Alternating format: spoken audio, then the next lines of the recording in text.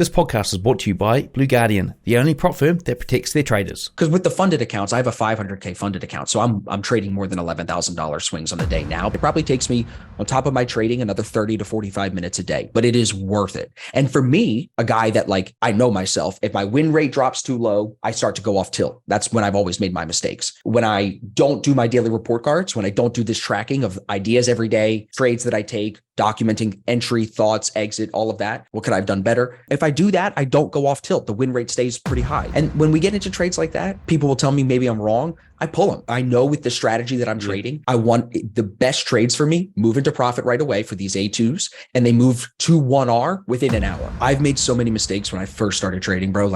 I lost so much money. I lost over 40 grand in the first 2 years. And you know what, majority of that was from? What's the difference between a pro trader and an amateur trader? And you can give me reasons and things that are definitely different. But to me, it starts with last time I traded a Forex pair was November, I think it was 7th or 8th, something like that. I have it in my tracker. Haven't traded a Forex pair since. I like the volatility of Episode 233. All right, folks, we got Austin Silver in the house today. Now, Austin is a 500K funded trader, trades his personal accounts, got a ton of wisdom that he's dropping in the show today. We cover so many things.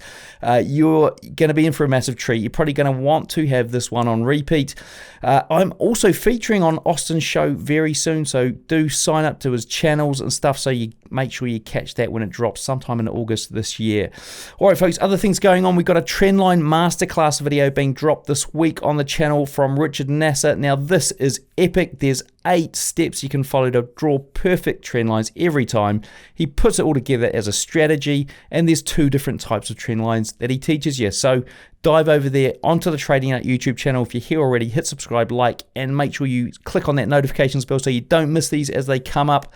Other things on the channel, we've got live streams. We've got 3. We're down to 3 now by the looks of it. I think one's dropped out. Live streamers doing the Blue Guardian 100K challenge. Now, there are review videos dropping at the end of the week so you can see how these progress if you missed the live streams, or dive in and catch these trades with them.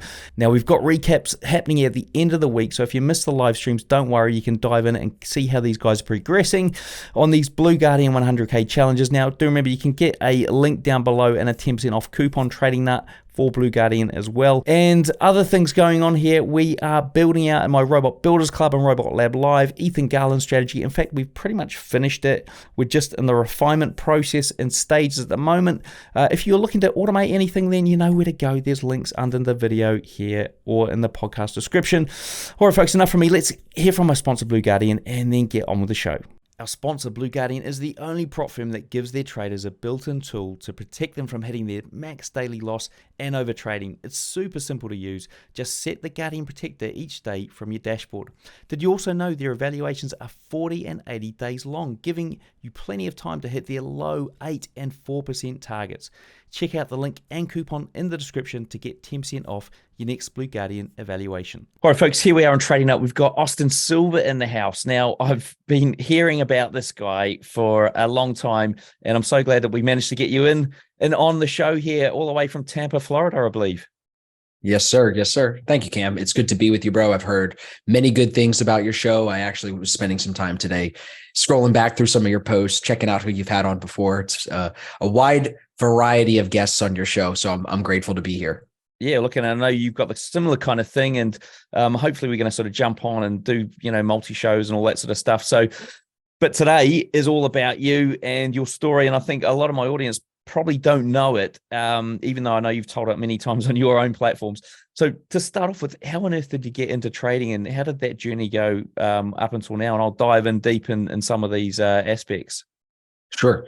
The short-ish story is that I was working as a financial representative for a big investment and life insurance company, and studying for my Series 7, which is a test you have to take here in the States if you want to sell stocks and mutual funds and stuff. Studying for that test, I figured out what day trading was. It was in the textbook. It was in the study material. They talked about it. And then I just started to do my own research, and I spiraled down a rabbit hole that led to binary options trading at one point. And that was the first little tiptoe into online trading and making money. And that was like 9 years ago today ish. Because I remember we were on vacation. It was with my parents and me and my dad. It was about the end of this month. Me and my dad were sitting there. I was like, Dad, check this out. Like, what do you think of this? And that was literally the first thing. And I only know that date, like not just because of the trip that we were on, but I had a YouTube video because at the time I was making YouTube videos trying to sell life insurance and just financial education YouTube videos, like build my personal brand, Gary Vee style, right? So I kind of had that entrepreneurship thing juggling while I was like getting into like this online money making thing.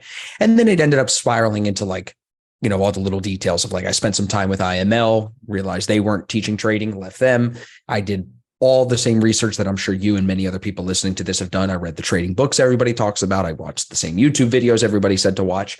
And I really just kind of fell in love with the idea of not just making money, but trying to understand this puzzle that is markets, all these interconnected pieces, all this data, all these different strategies. I'm a numbers guy. I like studying and I like doing research, like in terms of data. So it really just fit a lot of my personality strengths. And it also checked the box of like everything I wanted in a career: time, freedom, unlimited income potential, no one telling me when to work and what to do. So it jived. And then as like, you know, as I've heard you say with your other guests, you catch the bug and then you just can't stop. You know what I mean? You can't pull me away from it now at this point. So that's basically how I got into it. And so in terms of like the game changer for you, where things started to shift, you know, you said you made some money in binary options. I think you're one of the sort of few people that managed to do it. No, it didn't. I hope I did. I didn't. No, it did not make money. That was just the first like money that we put in. Did not make any money with binary options. Any money I made, gave it right back. Yeah. Just like my sports gambling. You know, my wife jokes with me all the time because like I just like to gamble and do those things. And I think a lot of traders try to be like, no, I'm not a gambler. I mean, like, I definitely like to gamble. I will play blackjack for 5 hours. I will gamble on sports, whatever. And it's funny because I suck at betting when it comes to sports compared to trading. Because I always, as like with binary options, as I made money, I just got bigger in my bets. And then that just leads to wiping you out. So same thing with sports betting. That's what ends up happening with me. So it's funny. What I'm interested to find out is, like, when did things start to get better for you? Like, I mean, what was the sort of key changes that you made and what you were doing? You know, it sounds like you've gone through the normal kind of traditional, like just try and learn everything and see what see what works. What did start to work for you? I would say two things. One, I stopped trying to trade with like $100, $500 accounts. I was just blowing those out of the water because I was using these brokerages, these offshore brokerages with jacked up leverage, like very high, like 1 to 1,000 leverage, crazy. So I was blowing myself out. So I figured out what I was doing wrong there and I stopped doing that. I realized I needed to trade appropriately for my account size. And that was from, again, like reading, like I remember Mike Bellafiore's books, One Good Trade and The Playbook, you know, of course, Trading in the Zone. I really recommend like Dr. Steenbarger's books, great books. Tom Basso has a couple of great books that have helped me a lot. So I started to read these other books, and it really was Mike Bellafiore's book, One Good Trade, that got me understanding that I needed to be systematic. I needed to have rules and checklists. There needed to be like some type of process. Because like I say to you, I like data, but at the time I was a new trader. I didn't know what data I needed. I had no idea what is a trading system, what's an entry signal, what's a stop. Like I was still very new, you know?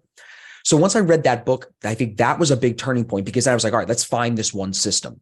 And at the time, I was a part of a group of people who were all over the world. There were people in Canada in this group chat, and they were all sharing different ideas. And two people shared this same set of videos. No one's name was on it. They were literally like Google Drive files. The fact that two people shared it, I watched it. And it was this guy talking just about like market structure. I don't know who it was. I've never gotten the name of it because I didn't have an intro. It was just random YouTube videos. But the fact that two people sent it made me feel like I should check it out. Like, why are two people in this small group of 30 people sending the same thing?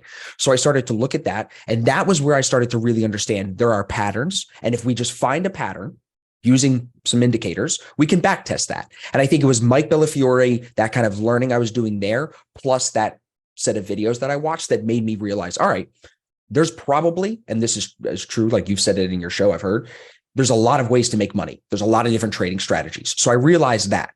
Then I was like, okay, I need to just find one that works for me.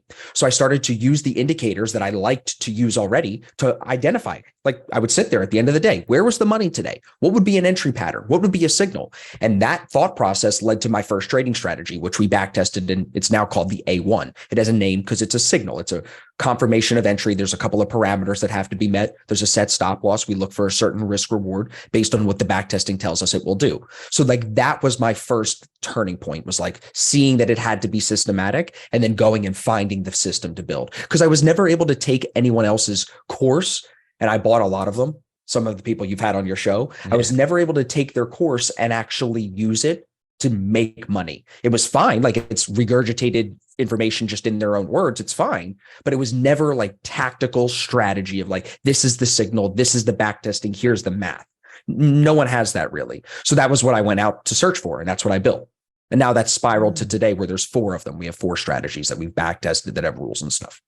And so do you think, like, it's interesting you say that around the other people's courses and stuff. Do you think it was because you didn't have ownership of that, i.e., it wasn't your development, that you didn't sort of go back and, you know, I'm going to back test this for 2 years and see if it actually worked? Was that part of it? 100%. Right. Probably 90% of it. You know what I mean? Yeah, because I think yeah. you have to, I was literally saying this to our chat today. We have the mentorship group that we work with every day, and these people pay to work with us very closely.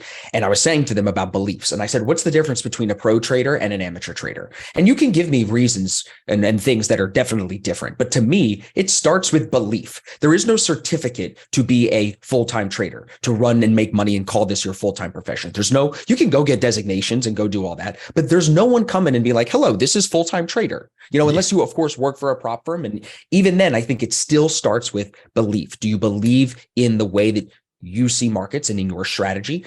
And I can't deploy that level of belief that I think you need in something that I didn't build for myself. And I think that's just true for me. I now see there are people, and I think if I would have had the right mentorship, I could be like this because I am coachable. I think now we've had people plug into our system. They trade not identically to me, but they trade the systems we teach. And I think that shows me that I could have potentially plugged into someone else's system. I just didn't find the right mentor. I wasn't able to get that. And a lot of the mentors that helped me were guys that were trading different markets. There's a guy like Sang Lucci. He's an options guy. He and I have had a relationship for almost as long as I've been in trading. There's another guy, Jake Wujastik. He worked for a charting company, and he and I developed a relationship when I was working at the firm in New York. And like, just some of these people who don't trade, like they options, one guy stocks, the other guy, I was still only Forex, but those guys helped me a lot, but they weren't the kind of mentors that were going to give that tactical information that I was really needing as far as like, how do I trade and make money? I get these are chart patterns. I get these are indicators. I get all that, but like, how do I actually use that information to repeatably make money on a consistent basis as much as we can? Yeah, so it's interesting that you actually used indicators as your sort of like one of your core tools, which is, I know a lot of people out there, you know, they just don't despise them, or they won't use them whatsoever. And a lot of the smart money what is guys, that? Sorry to cut you off, Cam, but what is that? You can despise it. You can think it doesn't work. What is that? That's a belief. What did I just say? This all comes down to beliefs. If I believe they work and they make money for me and I'm getting payouts and I'm taking withdrawals, do they work? I mean, for me, yeah. But for you, if you believe they don't, I'm going to guess they don't work for you, and they're just going to lead you wrong. And every time you get something wrong, you're going to point at them because that's your belief, you know? So that's where it comes. Sorry to cut you off, but that was just it's interesting. I mean, I think it's interesting that you have gone down that sort of indicator route. And if you had to sort of break your system down into like 2 parts of indicator versus price action, I mean, what's the percentage on weighting that you give on both? Good question. That's a great question. It's indicators to set up the trade. Indicators give you an idea of what is trend doing. The first thing you have to understand is, are you trading with trend? Are you trading continuation? Are you trading reversal? Everyone is doing one of those 2 things. So that's what we're looking at here. If you're trading in a range, maybe you're trading a reversal from a top or a bottom of a range. Maybe you're trading a break and a retest of a range, and you're trading continuation. Whatever you're doing, you have to, I think, identify that first. So if I know that, then the indicators, I'm then using them to determine, is it a strong probability of continuation, or are we at a point where that continuation might be changing, whether it's into chop or reversal of movement? So the indicators that I use specifically, one is called a TDI. It's a Trader's Dynamic Index. It's an RSI with a moving average applied to it. So what it's doing is it's gathering information from volume, like relative strength is gathering information from the volume, and it's using that information to create this moving average that we call market sentiment. The market sentiment tells me basically are buyers or sellers in control. So that's the TDI. And it's a very common indicator. You can find it. I've stripped away a couple pieces of it that I just I don't like that much of it. You know what I mean? I just wanted the Yeah. core of it. So that's on the bottom of my charts for people that see my social media stuff. Like that's the bottom of my charts. And then on the EMAs, I'm just using an 8 and a 21 EMA, and that's it. Just those two EMAs. And what I'm looking to do, because I like to trade in trend, is I'm looking to find strong sentiment on that TDI, either buyers or sellers, not indecision. And with strong sentiment, I want to confirm that trend. So let's say it's bullish. I want to trade when the 8 is above the 21. I'm looking for longs. And what's really worked well is if I can get the 8 above the 21 and I can get strong bullish sentiment on pullbacks to the 21, we have an entry signal called the A2. This is the newest signal like in the last 2 years. And that's been working really well for a lot of the guys in our group. For myself, that's really all I trade. It's a pullback strategy in continuation of trend. So it's working, especially as like to add to this is just on volatile assets like Bitcoin, SPX, things that trend and they give a little volatility. The pullbacks, when you can catch a strong trend, some of these moves like on Friday, I missed a trade. I mean, of course, anyone can say this, so it probably means nothing to the audience, but to me, it is impactful. 10R on a trade on Friday. That's the kind of trade that I can't be missing. So in my daily, weekly report card, I knocked myself for missing that trade because these are the kind of continuation plays that I know I want to be involved in because they're my trade. This is what I built my business around. There's a lot of ways to make money, like I said, but that continuation type of a play, break, retest, pull back on the 21, that's the play that I really look for. All right, folks, I'm here at Black Bull Markets headquarters in Auckland, New Zealand. You can see this amazing view behind me of Auckland Harbour. Now, talking about views, if you do want to get free TradingView Pro, then all you need to do is trade one lot a month at Black Bull Markets, and they're going to give you free TradingView Pro. So, folks, to find out more, click the link in the description below or the card above. And so when you were going around and back testing this strategy, right? So this was, we're trying to think way back, a few years ago. How did you sort of, I suppose, make it mechanical enough so that you didn't get tripped up with, you've got the indicators, which are going to be pretty solid, right? But then you've got the variations of what price action does around those indicators and whether or not this is how you're going to see it in real time. How did you make sure you didn't get yourself tripped up and go, okay, well, in this case, I'm not going to take that trade because of XYZ. I'll add that rule in. Next thing you got like 15 filters and you got like 3 entry criteria. And it's like, hang on a sec, I'm not taking any trades now. How did you sort of navigate your back testing? That's a great question. I think because the A2 specifically, this more recent one that I'm trading the most right now, because it's the 4th strategy that we've done this for in the last 3.5, 4 years, I feel like I'm proficient at understanding like what do we need to be comfortable to then say we're going to trade this live. But it always starts with just generating ideas, chart markups. Here's a repeatable pattern. Okay, we see repeatable pattern. Should we add something to it? Should we take something away? That's something we can always tweak. Like right now, we could sit down and add something to the A2 and it could become more profitable. So I think that's a door that's always open. But for me, it's like getting to the point where it's not overcrowding my chart. It's not putting too much stress on my brain where I'm not going to be, paralysis by analysis, like you kind of said, or maybe it's taking me too long and then I'm missing the price I need. I don't want to have too much, but I need to have some parameters to call this a strategy. So it's about finding that balance for sure. And I think that takes back testing. We started using volume with this. No one uses volume with this right now. So it's constantly changing because you find, this isn't necessary. Pull this away. But to your question about like, how do I have the discretion, like you mentioned, like to avoid this one and be in this one? I think what's helped me a lot with that, and I think a lot of traders try to do this well, and it's like a very complicated topic. Some of the videos on your page, I saw people just, this is how I do support and resistance, blah, blah, blah. There's no consistency to it. But the way I do it, I have 6, really 8-ish key levels. I can name them if you'd like. These key levels are where I look for these trades. We find trades like today, there was a great lesson with this, where the trade presented itself, it presented in A2, but it presented off of no structure, no level. It presented off maybe a level that somebody trading this other strategy might see from a different day, weeks ago, but it's not one of the key levels that we've built into this testing. So I think it's that part of the back testing to kind of keep you honest is like finding the balance there and having experience in doing this multiple times, but then also deploying it in the live market. Once you start trading it, you're going to know pretty quickly if it's working or not. For me, like I don't trade well when I have a low win rate. So if I start losing a lot of trades, I immediately have pulled away from anything in the strategy. We'll go back to demo. We'll pull back and try something different. Once we start winning more trades than we're losing, now I'm feeling better about this strategy. Now we can start to tweak in a different direction. You know what I'm saying? Yeah. And in terms of like trying to get an exit for this, so you talked about a 10R trade. Like, how did you determine the exit? Because the exit is sometimes even harder than the entry. Yes, it's to crazy get because right. I mean, what is like for me Yeah. right now? If you look at my trading all year this year, I have a really high win rate. But I think part of that is because I've stopped using take profits. Now that doesn't affect the win rate, but what I'm doing now is locking my stop loss. Once we go a certain distance for this A2 strategy, I'm just looking for 1-to-1 because it's in the back testing, it's a 60 something percent win rate on most assets. So 1-to-1 is profitable at 60%. So I'm looking for 1-to-1. And at that 1-to-1, I'm taking profit. I'm going to bump the stop up to entry. I'm not going to be able to lose any money on this position. Then it's just a question of taking the take profit away, or am I going to set it somewhere? And then how much am I leaving on? Half of the position, a quarter of the position, a tenth of the position, and then I'm going to let this trade run. For example, last week I took a Bitcoin short on Wednesday. I closed it on Friday, but I was most of the money was made on that trade in Wednesday's trading session. You know what I'm saying? Yeah. So that's my preferred strategy, where then I am going to let the market tell me when to get out.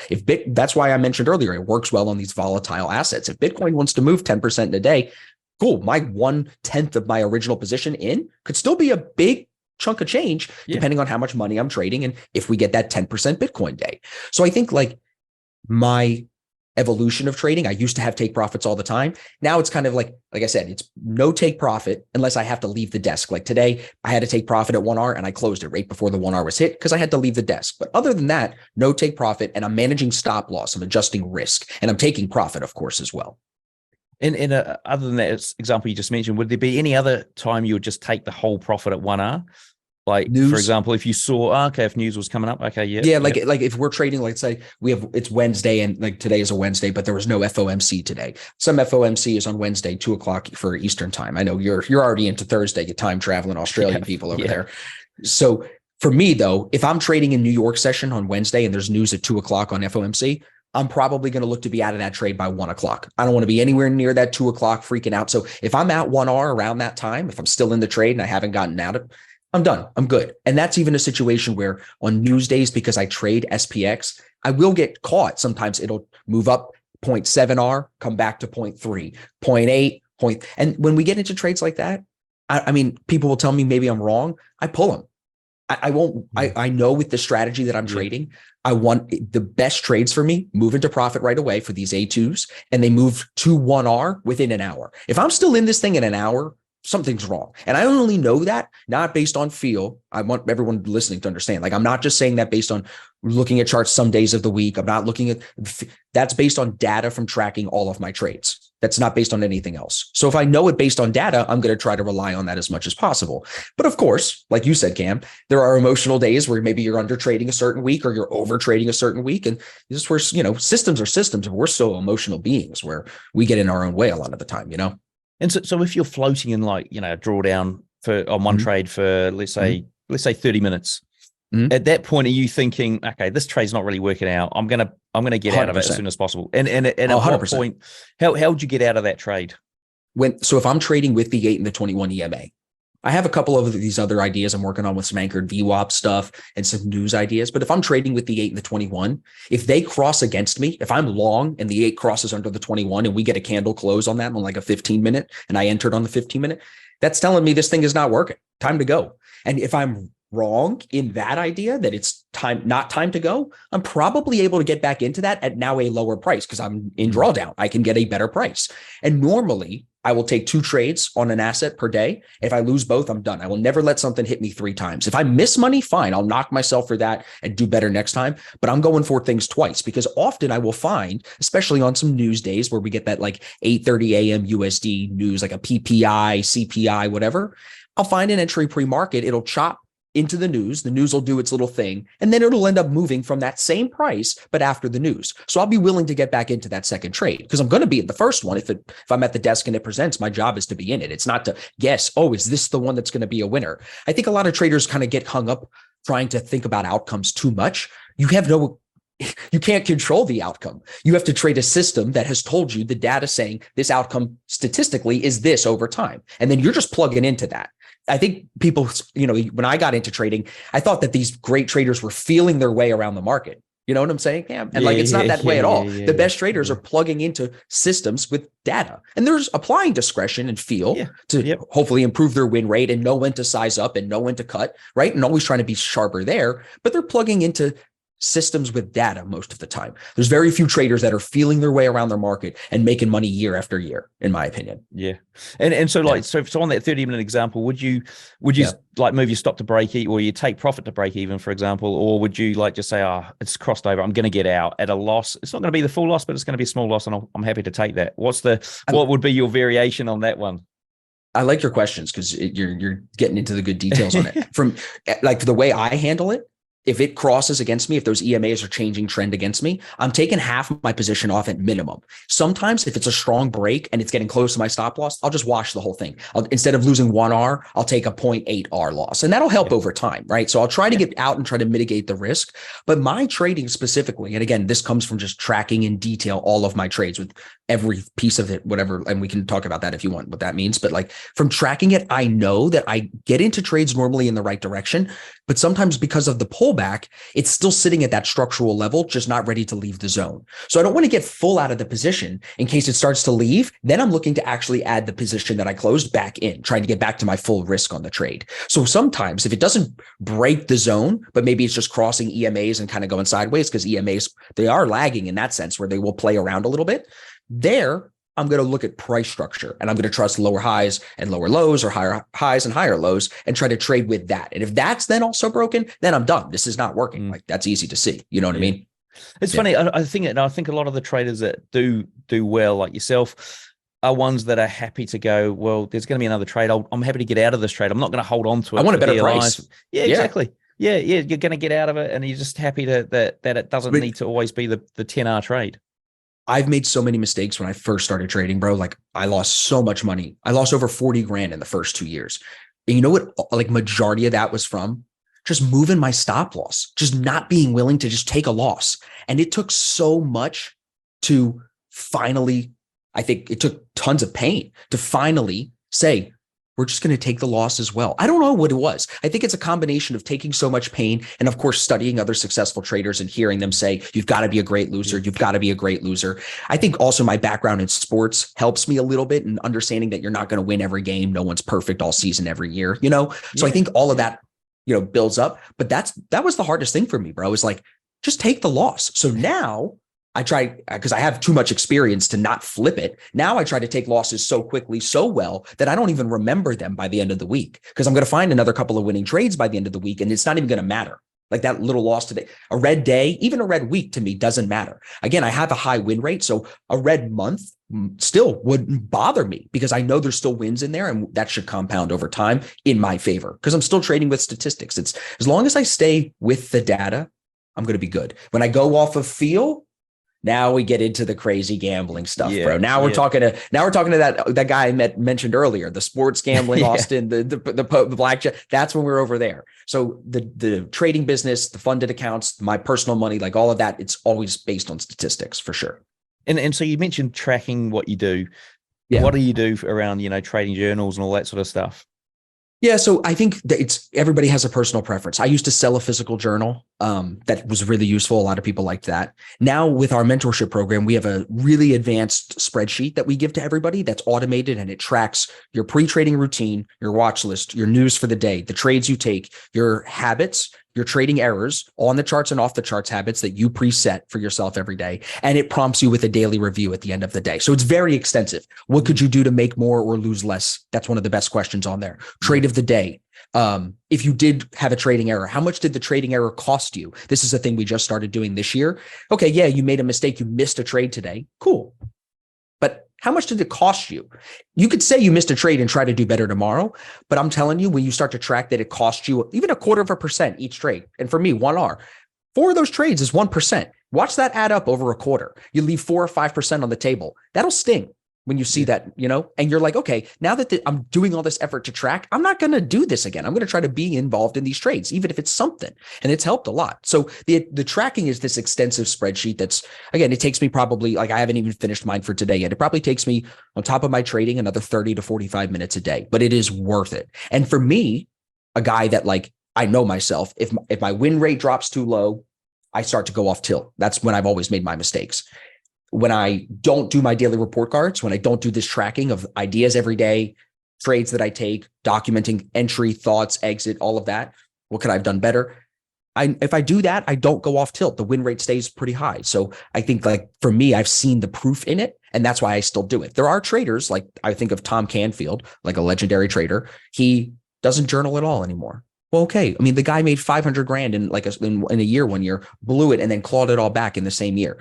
Like that guy doesn't need to, maybe. Okay. Like that's just on a different level that I'm at. I'm a normal human. I'm not Superman out here. So I'm journaling. I'm still trying to get better. And I think it goes back to like, I mean, look at what I did. I've been about my data. I've not needed to plug in with some mentor, and I would give them credit if I had a mentor, but I don't have someone that plugged me in and gave me that data. I built it for myself. So for me, it's always going to be ground up. And I think that is why I need the daily report cards. It keeps me ground up every day. You know what I mean? I see everything. I mark my own ideas. I put my own thoughts to paper, and then I can go back and review it. And I think that's the big value. So for anyone listening that isn't doing this and you're like, that just sounds like a bunch of extra work, Austin, like I'm just going to keep trading.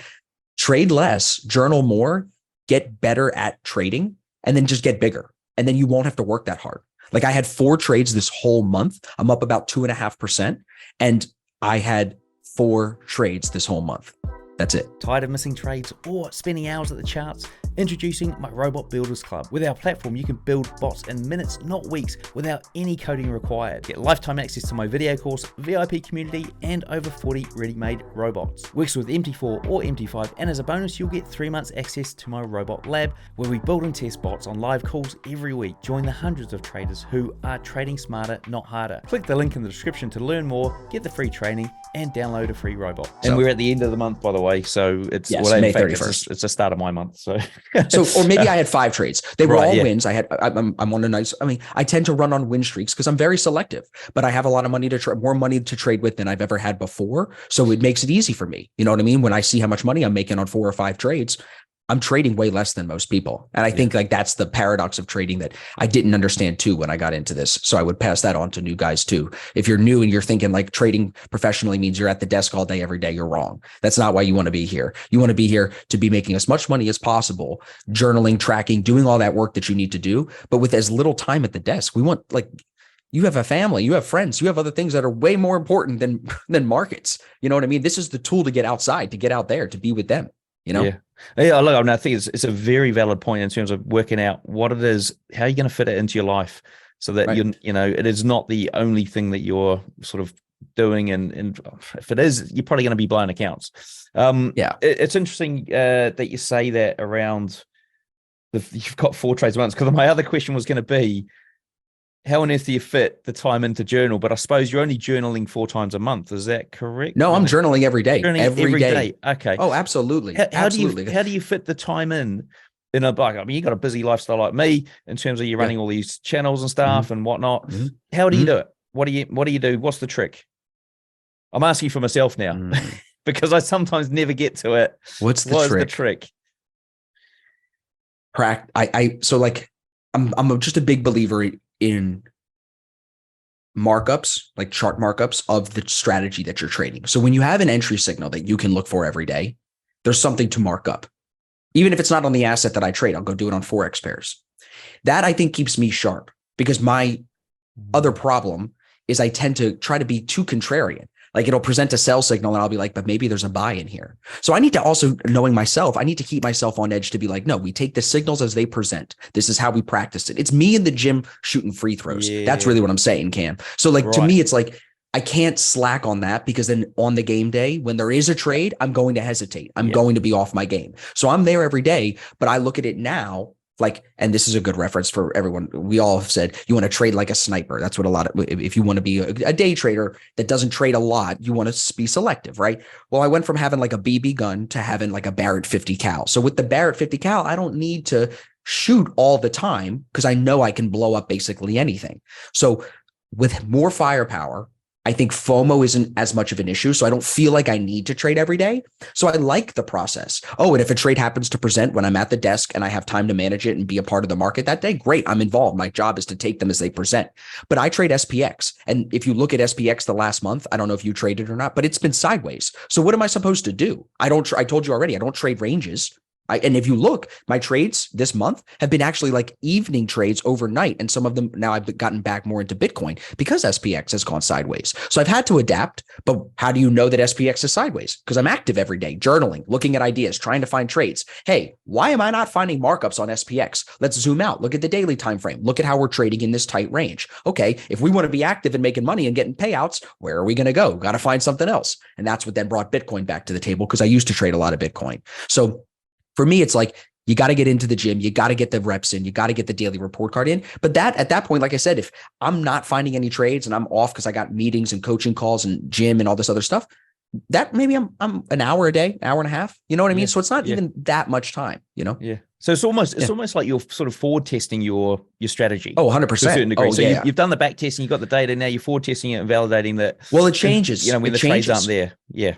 Yeah, Okay. it has changed. So the A2 has these different variations because it uses that indicator that I mentioned, the L50 on the TDI, that moving average. It uses that, and where that is, whatever value that is, it determines what A2 we're looking at, because we know that L50 determines trend. So we wanted to see if that impacted the potential of some A2s working better than others. So we ran this back test originally in 2022. Well, if you know what happened in 2022, SPX, Bitcoin, bearish market, big trend to the downside. So naturally, the in-trend, full trending signals on the A2 backtest performed really well. So we were telling everybody, trade in trend, trade full trend. Well, now what has happened, like I said, so far, even if you look at just this whole year, not even this month, it's much more sideways. And I mean, we're starting to break out now, but even just erase the last month, go back January, February, March, very much sideways, not a strong uptrend or downtrend for the indices. That then changes the back testing, especially if you look at like the end of 2022 into 2023, that then shifted and we saw the full trending A2 signals actually lower in a win rate now, where the counter trend signals have a better strike rate and a better overall percentage gain. So it's interesting to see how the signals have changed. And I think we saw that in our forward testing. And then we paid this guy to build this coding thing that we can use to run a back test through TradingView. And then we could go and back test it and confirm, hey, why are we seeing F signals? That's the label of the signal. Why are we seeing these F signals work? Everybody was asking me, I see the F work more than the A. And you said the in trend one works. Well, now we can actually make sense of that because we're seeing it in the forward testing and the back testing confirms it, that something is changing over the last few months. And how did you land on SPX as your sort of pair of choice when you've got all those markets? Good question, because I hate Forex because it was just giving me a hard time, bro. Last time I traded a Forex pair was November, I think it was 7th or 8th, something like that. I have it in my tracker. Haven't traded a Forex pair since. I like the volatility of Bitcoin at the time and SPX. So it's really been those two assets, a little bit of NASDAQ and US 30, but really just Bitcoin and SPX. At the time, when I started doing this, 2022, I was in a 200K challenge. I was working on that. I wanted to be a part of an asset that had volatility. So with both of those risk on assets, SPX and Bitcoin, both moving correlated to the downside together, I was just basically looking for shorts on either one of them every day. And I was just catching big rips. So it made it really easy to pass the funding challenge. I passed phase 1 of the funding challenge. I had to make 8%. I think I made 13% because I caught a Bitcoin trade that overnight went 6%. It was one of those 6% Bitcoin days. So it just ripped, right? So the Bitcoin and SPX inspiration was, I think, the funding companies, because before the funding companies, I was trading my own money at Owanda. Can't trade either of those assets at Owanda. So the funding companies making it an option to trade made me be like, all right, let's go check this out. You know what I'm saying? And then I just loved it. And now when I talk to people about like getting funded, about passing challenges, I'm like, trade assets that move a lot. Don't like Euro GBP to me is like, just shoot yourself in the foot. You know what I'm saying? Like that's basically what you're doing. And you don't like Bitcoin? Oh, you don't like SPX? Learn. Don't be like me. I was ignorant. I was like, I don't ever think I'll need to trade an indice. I remember saying that, Cam. And now here we are. So it's like I was ignorant for a long time thinking I just needed Forex. No, be open-minded. And, you know, Tom Basso, he ran a $300 million hedge fund called TrendStat. He's one of the guys I mentioned. He has a new book out called The All-Weather Trader. And he talks about that. He's like, too long, I made the mistake of thinking I'm just going to be a metals trader this year. And I'm going to trade the trend in metals, or I'm going to just trade this trend in soybeans or whatever, because he's a big commodity and Forex guy too. And he's like, but then once I realized that you could do all of these different things at once, it made me a much more well-rounded investor. So it's like being able to say, hey, 2022, SPX and Bitcoin, they were hot. Let's get on it. Let's trade it to the downside, blah, blah, blah. Now things are going sideways. Where do we find trend? Where can we find that opportunity now as things are changing? So I think that's a big thing, So SPX is the thing for now. You could talk to me in a year from now, Cam. It might be different. I might be back on GBP NZD. That used to be my girlfriend. People used to say all the time, that's my girlfriend. I used to trade that pair all the time, bro. It used to be amazing. I used to love trading breakouts, the A1 signal that we have. Breakouts on GN would rip. Bro, rip. Yeah. When it was moving 200 pips a day, 300 pips a day, Yeah, it does move, doesn't it? I mean, I hope it doesn't move too much because I often have a trip to the UK now and again, so I don't want it to be too bad for me. Right, you're right. Right. So okay. So what about timeframes for entry and like marking up, doing your analysis? Yeah, 15-minute is where I just find best to start for a day trader. Like it's working well for me. It's what most people find success with. We were just doing a podcast for our show today. I was filming with my guys, my coaches, and we do like a home team episode where we all just sit down as the boys, and because we're the guys coaching all these people. So we don't, share these stories anywhere else except on this podcast. And we were talking, I was like, does anybody even look at the 1 hour and the 4 hour anymore? Because all of us have kind of been looking just at the daily.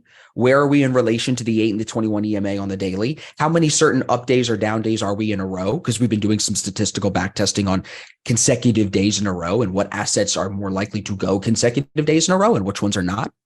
And if you could guess, the indices in Bitcoin run more consecutive days in a row than Forex pairs, right? So knowing that on the daily, then just dropping to the 15-minute for analysis for short-term trend. And then most of us are taking entry, like myself specifically, 15-minute more than 5-minute, but I will play the 5-minute.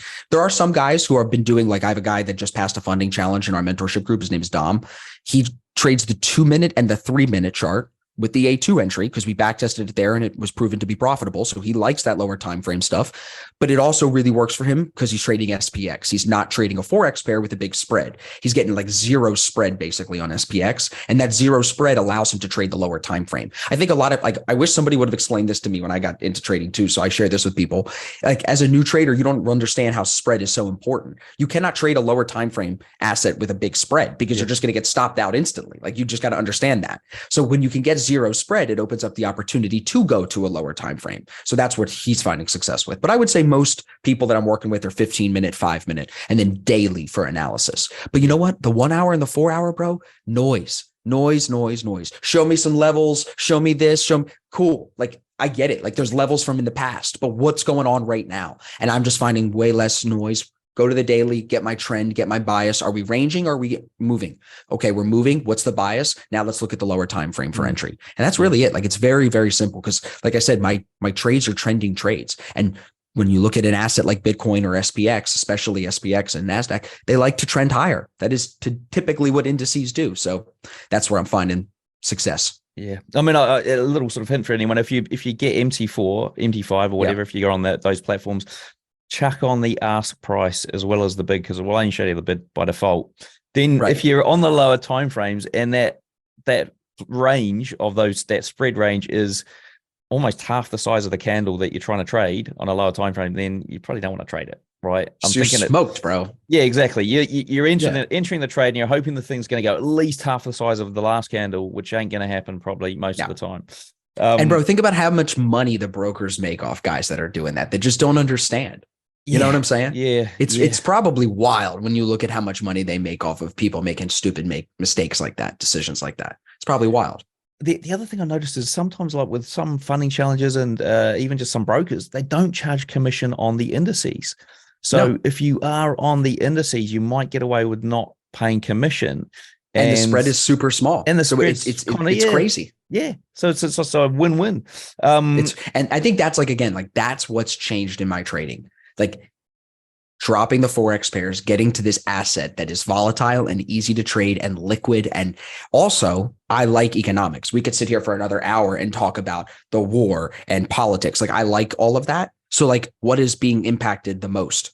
The indices. So like, then I'm like, okay, now fundamentally I like this. Now that has hurt me, not to go off on a tangent, but just for a second, like fundamentally I've been long biased SPX, or let me say recently I was short biased and I missed 2 days of clean trend to the upside and I didn't take any entries. That's where my fundamental bias will screw me up a little bit and keep me from good technical setups. But that's my job as a day trader to learn how to balance that. That was a great learning lesson. And I'm trying to not let that happen as we go forward, but I think that's part of the other reason for me. Like when you ask why the indices, why is because of that. I like the cocktail talk. Ask my wife. I'll sit here and we could talk about what's going to happen here. What's going to happen there? How could we make money? Should we short it here because of that? Like, I love that stuff. And now what I want to do with the time we have left is to dive back into your journey and getting to that point where you sort of broke the barrier. Do you remember, like, was there a certain time where you sort of moved from a demo to, I'm guessing it was just your own account at that point because prop firms weren't really around. How did that transition happen? Can you remember it? Was it a sort of amazing time or just blah, just happened? Bro, terrible. So like this, the whole timeline looks like this. Start with the binary options, put money into binary options, make some, lose it all, gone. Maybe I placed a couple demo trades when I didn't know what I was doing. And then I instantly threw money into a brokerage account. We don't need to say their name. And it was 1 to 1,000 leverage. They even offered 1 to 3,000 leverage. So I'm putting $100 in, gone. $75 in, gone. Bro, like probably 20, 30 times. So I started like that. That was not working. Then I went to Owanda and I put like 5 or 10 grand in. Half of that was gone really quick too, because I had no idea of what I was still like trading wise. I had no idea what I was doing, getting chewed up by not only spread on the US regulated broker, spreads are bigger, and commission. So you're getting just chewed up. You know what I'm saying?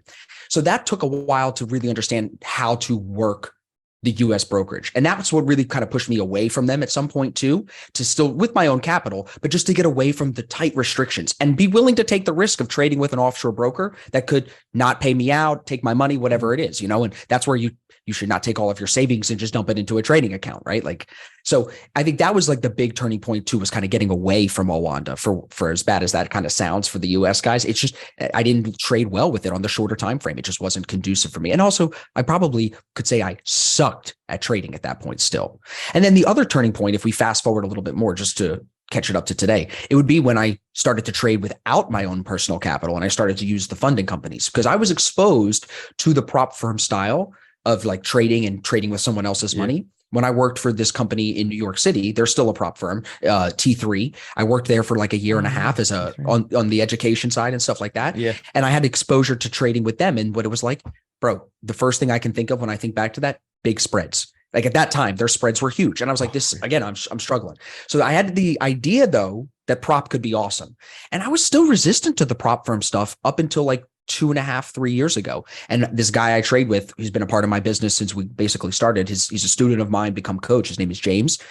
I finally saw him make $26,000, $27,000 in a payout one month. And this is like 2.5 years ago. So he had been getting paid out already up to that point. Yeah. And I was finally like, dude, I got to check this out. They got more assets. Also, the turning point for that was they would pay me out in crypto, and I wanted more Bitcoin at that point. So I was like, oh, let me go trade with these funding companies and get the payout in crypto and keep the crypto, right? And I did that. And I remember getting into Bitcoin on those payouts initially at like 4K, and I took all the Bitcoin out at 12K, and I was like, great. And I missed the whole run up to 70K, but I thought I 3X'd my money on my payouts. I was like, this is great. You know what I'm saying? I made a payout to turn it to 3. But it was like nothing compared to what it would have been if I would have just left it alone. So those were, I think, would be like the turning points, was like getting away from just trying to find the right brokerage with the right assets, man, for like what I wanted to do. I think like a lot of guys don't know what they want to do. And if you're that type of a trader listening to this, try different things. Just like me, like I didn't know I wanted to be a day trader. I was at a career fair, and that's how I stumbled into Northwestern Mutual and then stumbled into day trading and all that, So it's like, you got to try things. And if you're not trying new things and you just keep throwing money into the market thinking you're going to figure it out, you're going to go broke. And then you're going to think trading is a scam, the market is rigged, and it never works. And the people like me and Cam who say you can make money trading, we're all liars and frauds. That's what you'll think. That'll be your belief system. But if you take in new information, if you challenge yourself to try new things, test this out, like you're dating, date mentors. That's what I always tell people. Go date different mentors. Check me out. Check the other guys out, all of them. See who you can plug in with the most. That will, I think, help shortcut the learning curve and also keep the losses smaller. You don't have to lose 40 grand like I did. You really don't. I mean, I think there are so many mental hurdles that people have to overcome to get to the point where they could actually make it work here. Like, I mean, one of the ones you're just touching on there is like, if it doesn't work, change it. And I think people just get down. They're like, well, how do I know it doesn't work? They can't validate it, and they never change. And I think the validation is the back testing, right? The other one, and you mentioned it earlier, is, you move to SPX Bitcoin, it's trending, it's easy to make money. Do you think there's an issue around people finding it too easy and almost thinking that it needs to be harder than it is. I.e., 100%. if you're in a trend and you enter a short with like a mediocre stop loss, you're probably going to make money, but it seems too easy. What's your view on that? I totally agree with you. I think good trading is simple because we as humans, I think for the most part, like as the day trader, like we're not some quant computing programming guy, just a regular ass dude just trying to make money. Simple is easy. Simple is repeatable. And that's what you need. You need a process that's repeatable. One of my, I would say, other mentors would be Scott Redler. He works at T3 still. Yeah. I saw him speak live. Yeah, Scott's great, bro. Scott's taught a lot about EMAs to me. Like, but one thing Scott always said that stuck with me was like, you have to love your routine. If you hate the routine, you will not be consistent with it. And I think the same thing, just stem that into your trading. If you don't like the strategy, if you don't believe in this, you're not going to be able to trade it well. So I think you've got to plug in with something that you really, really love. You know what I mean? Yeah. Yeah. I mean, look, it is so true. The routine thing is something that I've been trying to hammer home in these shows recently, where you've got to, it's, half of it is finding that routine, isn't it? If you can't find the routine, you sort of, or if the routine doesn't sit with you well, you've got to change it, kind of thing, which means you got to change it, change everything else. 100%. On that mindset avenue, what other sort of mindset things have you implemented yourself that you found work well that others might find helpful? Sure. I think the best piece of advice that I'm giving to people right now that I see like helping them is stop trying to be another trader. Learn from all of us that put out content, but stop trying to be us. Take in the information and try to put it through a strainer of your own belief system. But first, to do that, you have to get really clear on your own belief system, which I think is where like trading psychology books, even just general human psychology books of like, how do you think the way you think? Why do you think the way you think? What are your cognitive biases? Those kind of things. Learning about that helps you understand yourself. When we do our mentorship program, I have everybody take this personality test before they come in. And then I tell them about their scores because they get scored in these 5 categories. I tell them how those scores are going to hurt them, right? So I think like your personality or help them in some cases as well. But like that underlying belief system, that underlying characteristics and who you are, you've got to have an understanding of that if you're going to make trading work. And then the only other really piece of advice that is important, if you listen to that and like really try to carve out your own lane and don't be anybody else, find what works for you. It's just really support yourself with people who are making more money than you. They will pull you forward. If you surround yourself like with your friends who are also kind of broke and working another job and blah, blah, blah, and they're all just trying to learn how to trade, you're the smartest guy in the room. That's never the place you want to be. I joke with the people all the time. They pay to be in my mentorship group, but I still feel like sometimes they're smarter than me and I'm the dumbest guy in the room. Right. That's the type of environment that teaches you to thrive and also keeps you growing. So I think you want to still be the dumbest guy, the dumbest trader in the room of the people that you speak to. And you want to be a sponge. Too many traders, bro. And I'm sure you're going to agree with me on this because you've talked to some of the guys that I would think are like this. They're not coachable. They're just not coachable. If you are not coachable, I don't even think you should try to become a trader because you are going to be wrong. The market's going to tell you you're wrong. You're going to lose money. Your coach is going to tell you sometimes that this is a bad decision, even if you made money on it. And if you can't take that type of criticism from the market and from someone else, you're beat. You're just never going to be your best trader. And you're never going to even really probably make consistent money, not even be to your best. You're not going to get consistent at all. So I think it's like, yeah, I think that's a big one. Yeah. I agree. I mean, I had a coffee with a guy just the other day, and he might even be listening to this because I think he is now listening to the show. And I gave him some advice. I said, like, here's what I'd do if I was in your situation. He's looking to get into Forex trading for the first time ever. Quite, an older guy.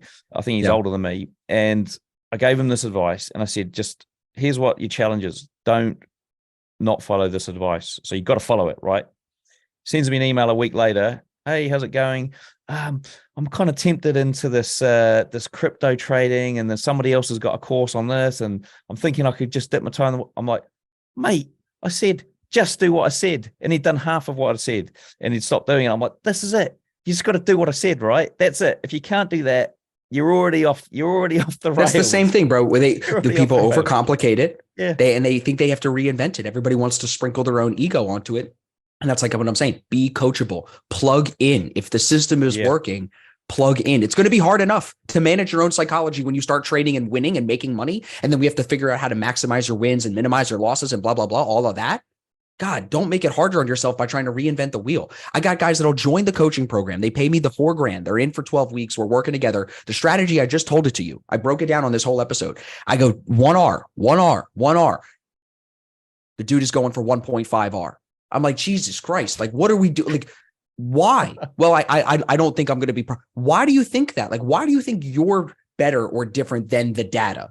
Stop. We're all the same. We're all about average. You have to accept your mediocrity, I think, as a trader, and just be humble. Like, too many guys, their ego, it makes them so aggressive about their trading. And then they only talk about the highs. They never talk about the lows. And that's the guys are bullshitting, bro. Sorry if I can't curse. The guys are BSing. You know what I'm saying? Like that trading is not about that. It's actually about managing expectations at the highs so the lows aren't too bad. And only someone that's gone through a lot of that knows that that is what trading is in its core, maintaining some type of mental fortitude through all of those waves. It's not about 2 Rolexes and blah, blah, blah, fast cars. That is a byproduct for some people that have those hobbies and enjoy those things, but it is not the way you should portray and give off what trading is. Trading is hard enough. Plug into a system. That's really the thing. Plug into something that's working. Because like I said, it's going to be hard enough to manage your own mental.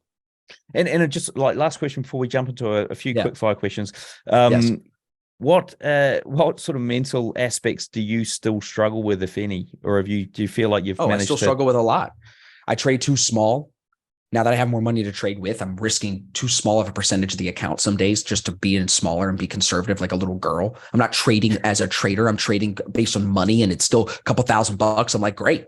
Like, no, let it, like, drop the money, bro. Trade to trade, like a business, math. Like, so I think that's my big one this year has been that, which I'm getting. If you look at my tracker, we just talked about that today in the call too. Like, my size is getting bigger to where it should be. I'm at where I should be right now, but I wasn't to start the year. So that was the big work on there. And then also, like, when I'm in a trade, I tend to check out and then I miss other trades. I've got to be able to not do that. If I'm piecing out of a trade, it's got to just be this over here. And I got to go, okay, clean slate. What else is going on? There's money to be made out here. I can deploy more money. I don't have to just be in this thing. So I think those are the 2 areas for myself that I'm working on.